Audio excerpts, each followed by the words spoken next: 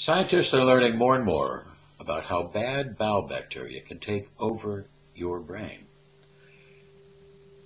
We have trillions of bacteria, fungus, germs living in the body and on the body, mostly in the bowel.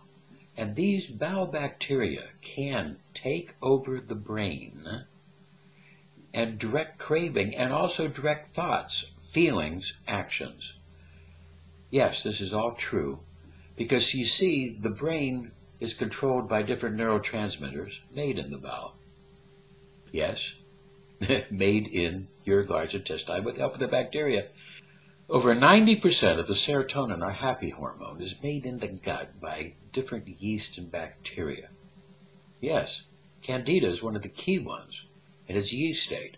Candida, Strep, E. coli, Enterococcus, these help to make the serotonin, our happy hormone.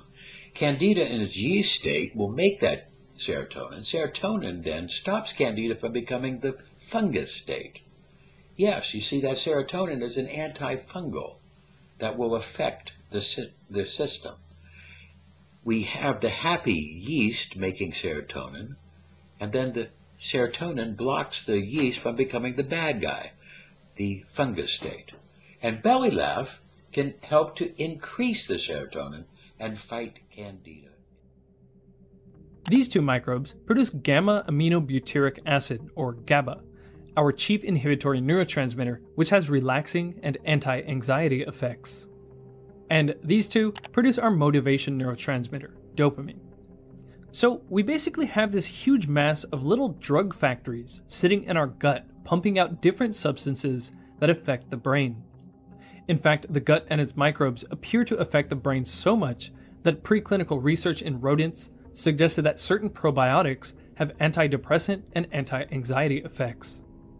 Probiotics are basically substances you can take orally to stimulate the growth of certain microbes. One study found that a Bifidobacterium infantis probiotic had antidepressant effects on par with that of the antidepressant drug citalopram. I used to think that the only benefit of fiber was that it helped you poop. However, considering dietary fiber isn't food for us, but for our microbes, a diet rich in fiber from a variety of sources should also be good for our mental health. This information about the gut microbiome makes you start to wonder how many mental afflictions could be traced back to disruptions in gut health from, for example, diets rich in fiberless processed foods and refined carbohydrates, or from the unmitigated use of antibiotics. In the United States alone, tens of millions of people are prescribed antibiotics for minor afflictions.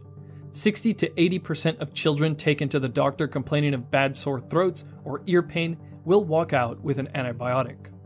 It's estimated that people will take 30 courses of antibiotics by the age of 40. But the highest prescription rate was for children under the age of 2, with 1,365 courses per 1,000 babies. So, could all these antibiotics affect the young gut microbiome and the brain development of these children? Antibiotics in the sugar industry have led to this takeover of the brain by the bowel bacteria. Let's look at kids deprived of their candy. We ate every bit of your Halloween candy.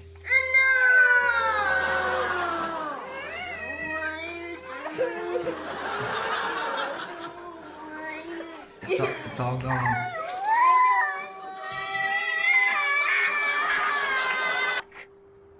Bez, open the fucking door, please.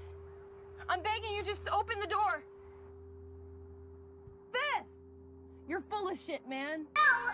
You ruined my whole day! And you guys are just hoggers and you just ate everything! Open the door! Fuck you. Fuck you, Fez. Okay? Are you doing this because you care about me? Sorry. Hey, you open the goddamn door!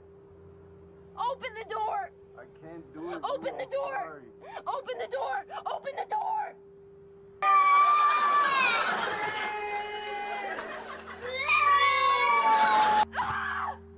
You fucking did this to me! I'm so sorry. I hate you! Right now, I swear to God, I will hate you till the day I fucking die. You are not nice. We're really sorry. No, you're not. But we... Ashley, we ate all your candy. Oh, good God. Deprived of candy, deprived of drugs, it kind of looks a little bit the same to us. We see that extreme reaction of that taking over of the brain. When scientists started to take bacteria out of the bowel of mice, what they found is that they reduced their brain-deprived neurotrophic factor. And when this happened, then there was a shift in personality. This produced a shift in personality in the brain. These mice now were different. They were unable to handle stress, they took more risks, and they just were then able to be controlled by that bacteria. It's amazing that we can see what's happened and the effects that have happened of this bacteria making them crave sugar.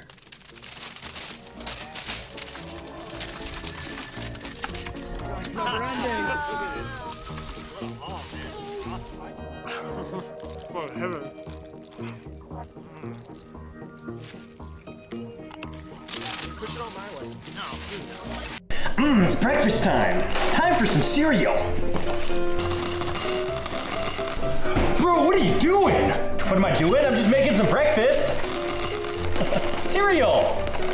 Candy for breakfast? That's the most unhealthy thing I've ever heard of. No, no, no!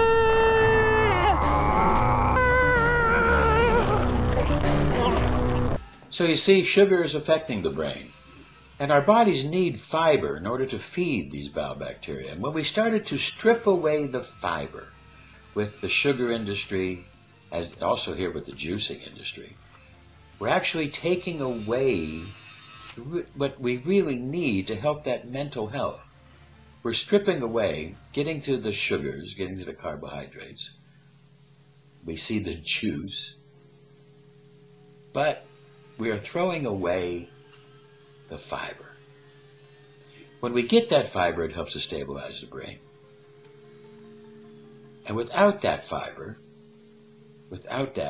we can see how we stripped away all the different fibrous nutrients, and now we throw these away. And these are possibly what we need for mental health.